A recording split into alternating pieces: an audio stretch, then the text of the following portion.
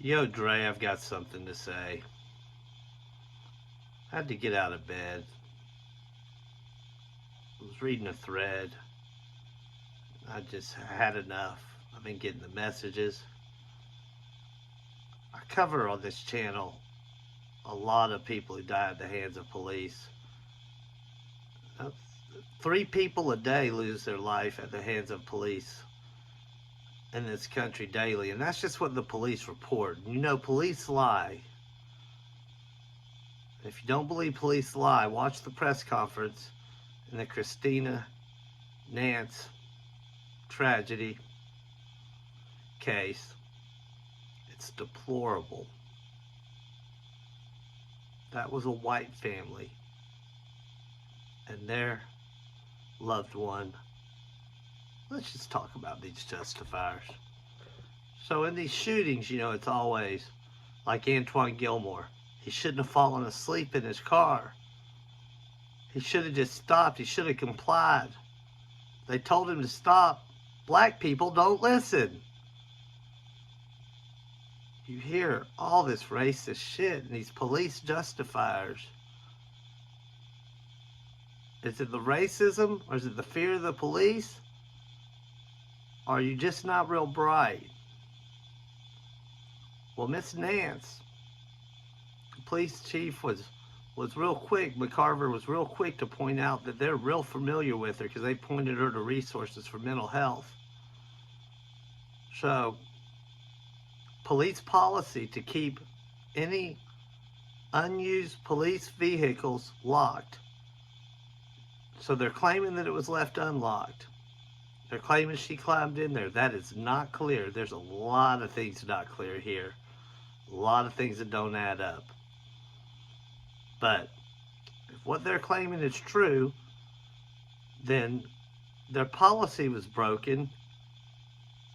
Isn't there some fault with the Huntsville Police Department? But to be victim blaming, I've read one too many times. Ultimately, it's her fault for going into a vehicle that wasn't hers.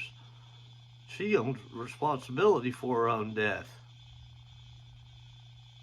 And the police chief saying he wished somebody walking by would have heard her and went and let her out.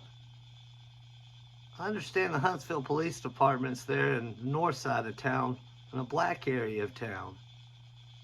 If I see someone in a police vehicle trying to get out of it, especially with my reputation around here with the police, I'm going to have a hard time going over there and letting them out.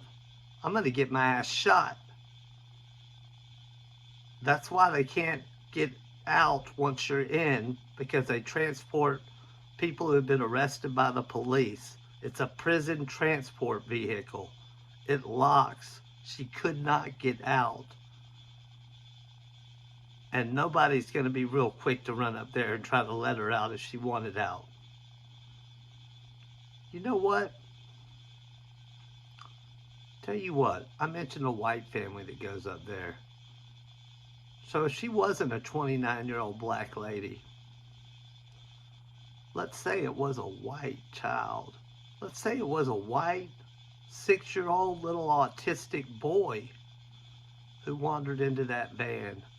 Would you still be blaming the victim? There would be hell to pay for the Huntsville Police Department. A little child, a Down syndrome child. What about grandma? White Alzheimer's patient wanders away from the nursing home.